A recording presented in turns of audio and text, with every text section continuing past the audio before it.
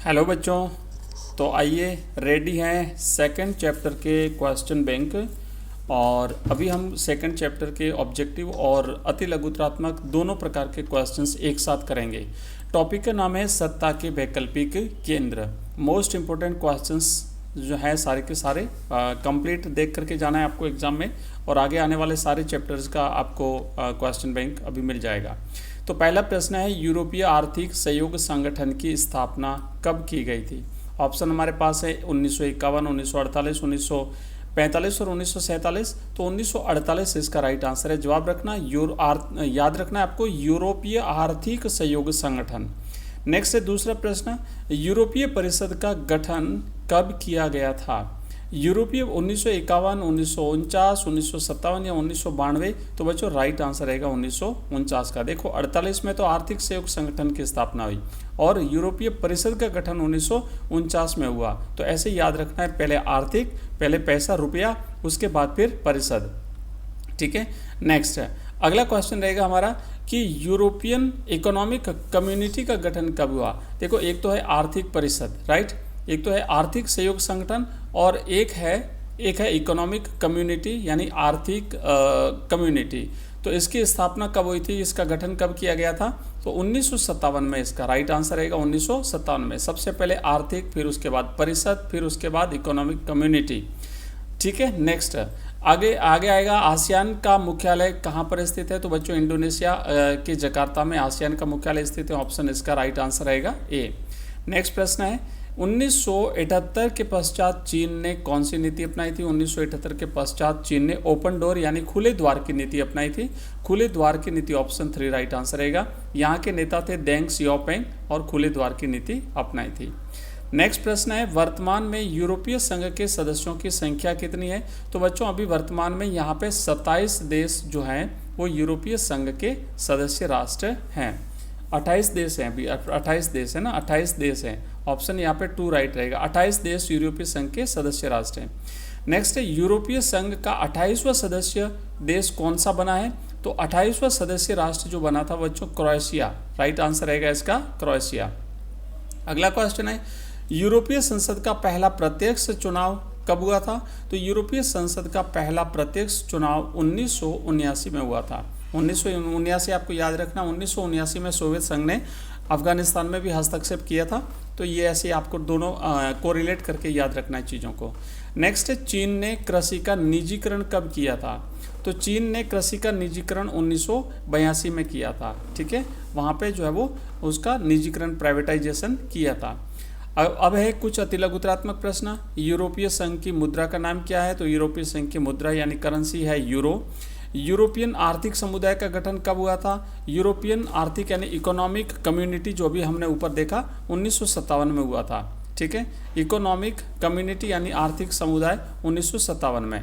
Next अगला प्रश्न है 12वां, यूरोपीय संघ के कितने देश सुरक्षा परिषद के स्थायी सदस्य? तो अभी फिलहाल एक ही देश है जो है फ्रांस। पहले ब्रिटेन भी था, जो ब्रिटेन यूरोपीय संघ से हट गया है, इसलिए वो अब सुरक्षा परिषद का सदस्य तो है लेकिन वो यूरोपीय संघ का सदस्य नहीं है।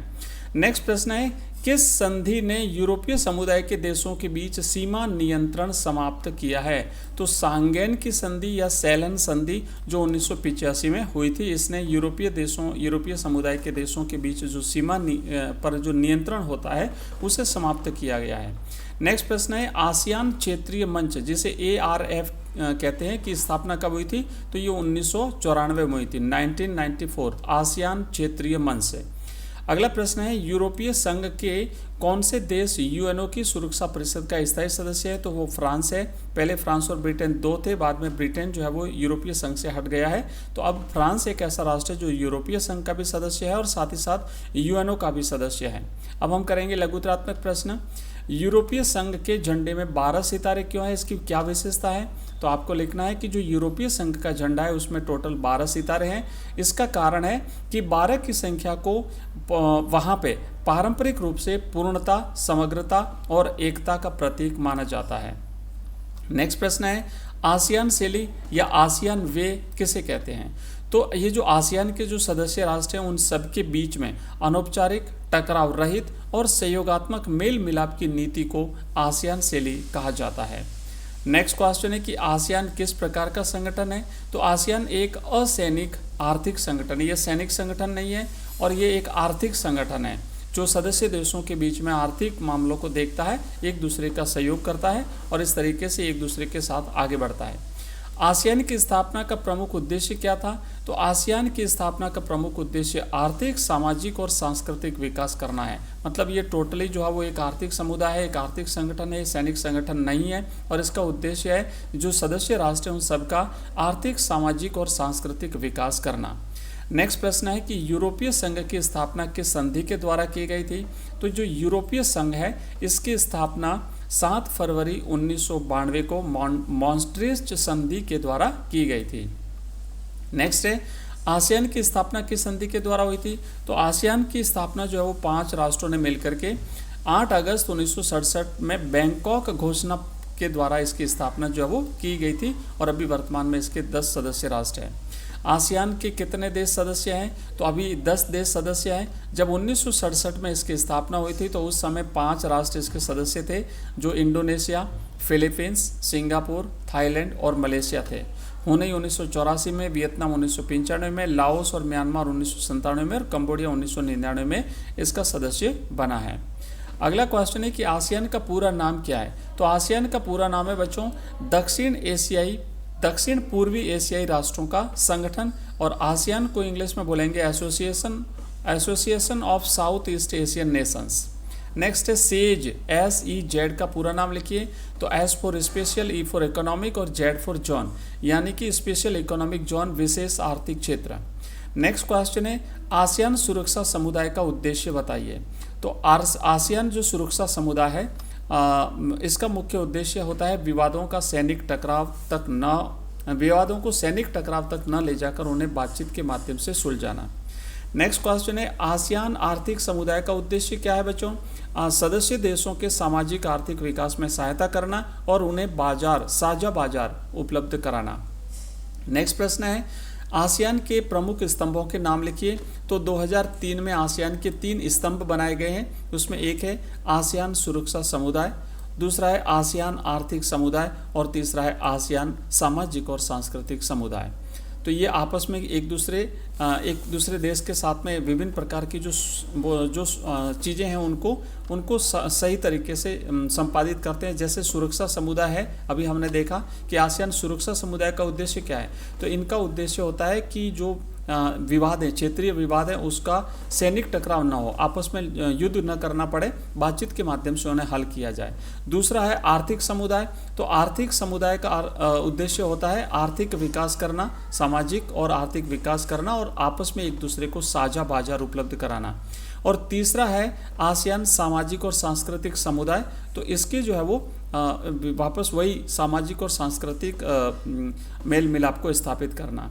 नेक्स्ट, चीन ने ओपन डोर पॉलिसी यानी मुक्त व्यापार नीति कब और किसने चलाई थी। तो 1978 में देंग सियाओपिंग ने ये 1978 में चीन में ये नीति चलाई थी।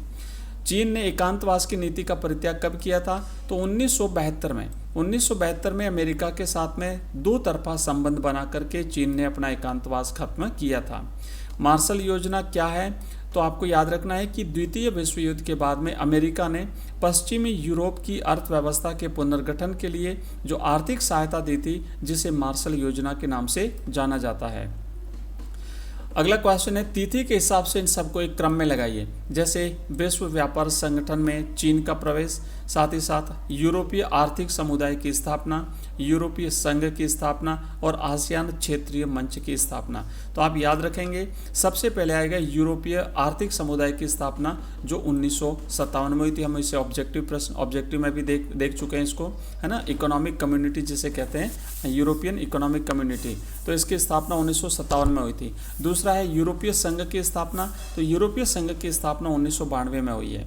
यूरोपीय संघ की स्थापना 1992 में। फिर आसियान क्षेत्रीय मंच की स्थापना 1994 में हुई है। और विश्व व्यापार संगठन में चीन का प्रवेश 2001 में, WTO में चीन का प्रवेश 2001 में हुआ है।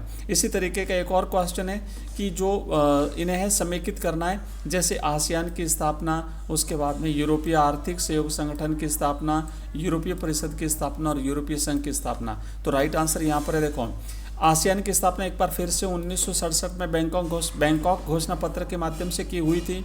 यूरोपीय आर्थिक सहयोग संगठन की स्थापना 1948 में हुई थी। अब देखो यहाँ पे एक तो है यूरोपीय आर्थिक सहयोग संगठन और एक है यूरोपीय आर्थिक समुदाय। तो जो आर्थिक सहयोग संगठन है इसकी स्थापना 1948 में हुई थी और यूरोपीय आर्थिक समुदाय जो है उसकी स्थापना 1957 में हुई थी। नेक्स्ट प्रश्न है यूरोपीय परिषद की स्थापना कब हुई थी? तो 1949 में हुई थी और यूरोपीय संघ की स्थापना 1992 में हुई थी। आगे बढ़ते हैं अगले क्वेश्चन की तरफ। यूरोपीय आर्थिक सहयोग संगठन की स्थापना कब और किन उद्देश्यों को लेकर के की गई थी? तो इसका उत्तर आप लिखना है कि यूरोपीय आर्थिक सहयोग संगठन की स्थापना 1948 में मार्शल योजना के आधार पर की गई थी। 1948 में ना इसकी स्थापना हम ऑब्जेक्टिव में भी देख चुके हैं, फिर से इस अलग से भी यहाँ पे हमने देखा है और साथ ही साथ यहाँ 3 बार आ रहा है तो याद रखेंगे। जो आर्थिक सहयोग संगठन है इसकी स्थापना 1948 में हुई थी और ये किस उद्देश्य के तहत हुई थी? तो ये मार्शल योजना के आधार पर हुई थी और इस संगठन का मुख्य उद्देश्य था पश्चिमी यूरोप के देशों की आर्थिक मदद करना। जो अमेरिका के सपोर्टर राष्ट्र थे जिन्होंने अमेरिका का सहयोग किया था द्वितीय विश्व युद्ध के बाद में, जो अमेरिकी गुट में शामिल हुए थे, उन राष्ट्रों को मार्शल योजना के तहत जो है वो आर्थिक सहायता उपलब्ध कराई थी। तो इसका जो एक संगठन बनाया था वो संगठन था यूरोपीय आर्थिक सहयोग संगठन। ठीक है, तो देखो ये सेकंड क्वेश्चन चैप्टर के हमने इस प्रकार के क्वेश्चंस किए हैं और इसी तरीके से नेक्स्ट चैप्टर आपको मिलेंगे। तो मिलते हैं अगले चैप्टर में, तब तक के लिए जय हिंद जय भारत।